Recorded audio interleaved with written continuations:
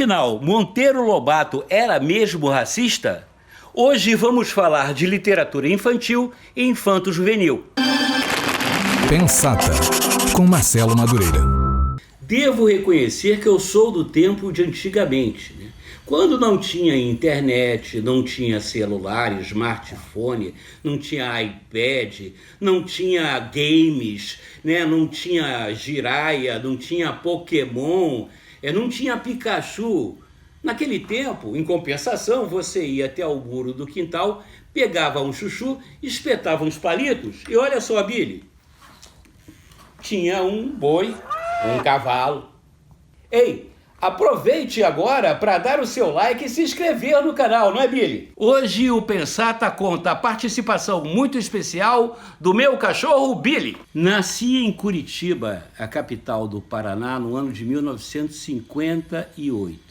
Filho de uma professora e de um bancário, eu era filho temporão. Eu tinha 7 anos de diferença para minha irmã mais velha. Depois, alguns anos, veio o meu irmão mais novo e ele também perdi o posto de caçula. Com 6 anos de idade, eu contraí febre reumática. Você não sabe o que é febre reumática? Então procura no Google.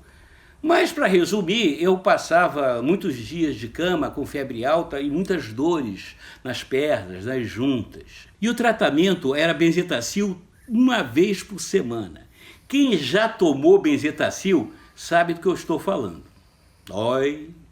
Antigamente, como eu já disse, não tinha assim tantas coisas para despertar a curiosidade, a criatividade das crianças. Não que eu viesse de uma família pobre, muito pelo contrário. Eu ganhava muitos brinquedos. Alguns eu guardei até hoje. Mas foi realmente a leitura que despertou a minha curiosidade. Não sei se porque minha mãe era professora, ou se meus pais valorizavam muito assim o saber, a cultura, se os meus irmãos mais velhos também viviam lendo, né? E eu tinha muita curiosidade, o que meu pai ficava lendo tanto do jornal. Tudo isso despertou a minha curiosidade para a leitura. Eu fiquei logo querendo aprender a ler e escrever. A minha vontade de ler e escrever era tanta que eu comecei a rabiscar em cima dos livros, copiando as letras, as sílabas, tentando juntar uma com a outra, quando de repente eu reparei que já sabia ler, ao começar a entender as placas das ruas. Bom, aí eu fui ganhando prática na leitura, né? Comecei a ler cada vez mais. Primeiro comecei com os livros que tinham mais figuras.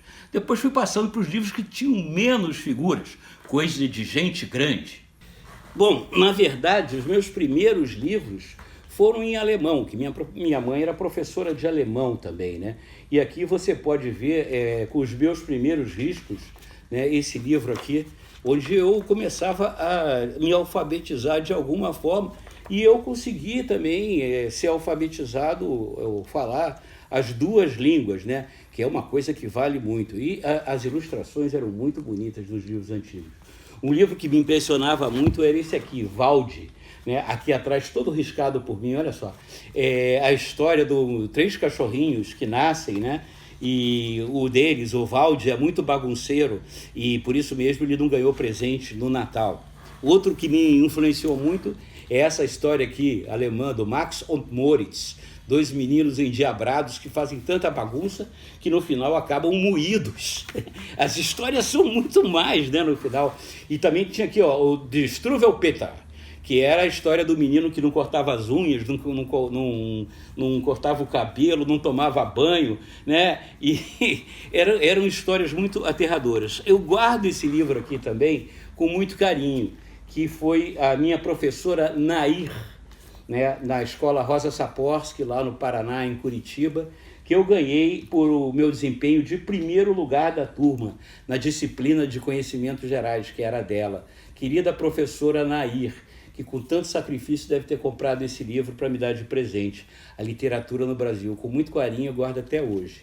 E depois, meu pai me deu uma enciclopédia. Essa enciclopédia aqui, Delta Júnior, né? E eu peguei uma mania muito curiosa, né? Toda vez que eu ia no banheiro, pegava um volume da enciclopédia. Eu comecei com a Delta Júnior, depois evoluí. Fui para a Enciclopédia Barça, mas comecei com essa aqui, que tinha muitas ilustrações, era muito bacana.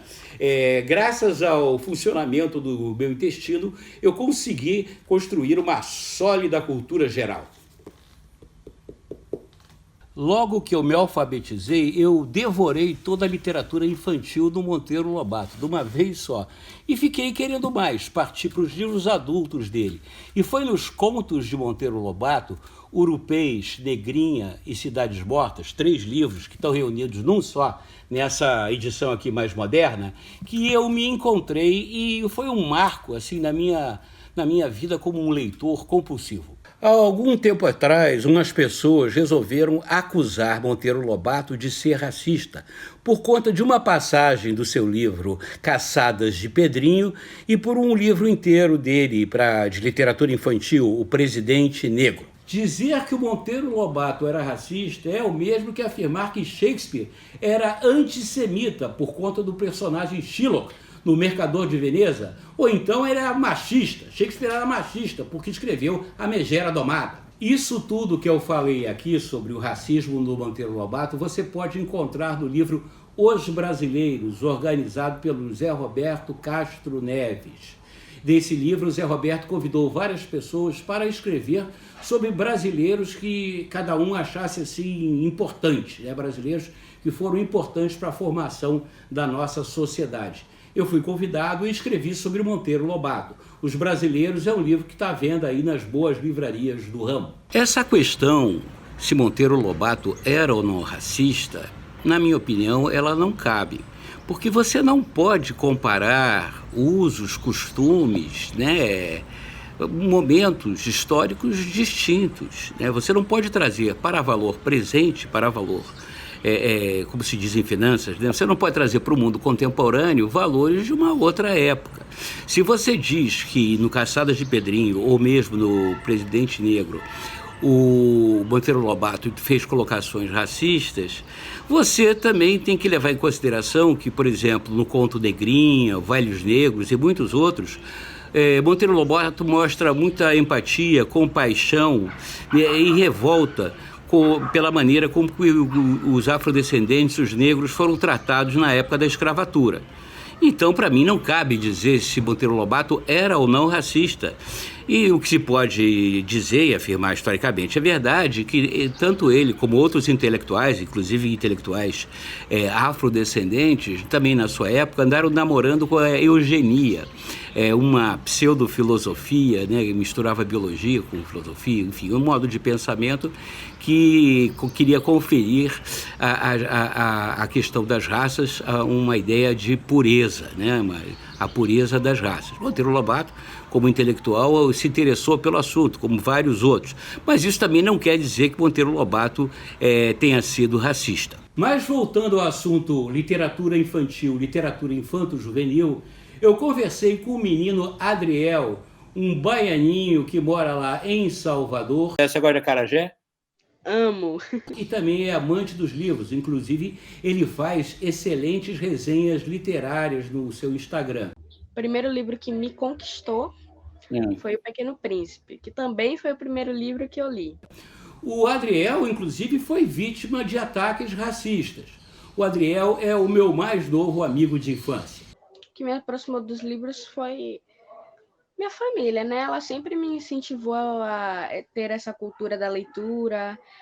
Minha Dinda fazia assim: se eu escolhesse um livro, ela me dava um brinquedo. Se eu escolhesse um brinquedo, ela me dava um livro. Ela sempre dava presente casado. Quem quiser assistir na íntegra a minha conversa com o Adriel, não se esqueça que na sexta-feira eu vou publicar ela aqui também no canal do Madureira. Entrevista exclusiva com o baianinho Adriel, o menino também que adora ler. Sexta-feira no canal do Madureira. Hoje, sem dúvida nenhuma, as crianças têm muito mais estímulos: smartphone, iPad, internet, games. Aliás, eu não tenho nada contra essas coisas, principalmente contra games. Os games ganham longe dos livros didáticos. Eu acho que, inclusive, o formato dos games pode ser usado com muito valor no lugar do livro didático, como um instrumento de aprendizado.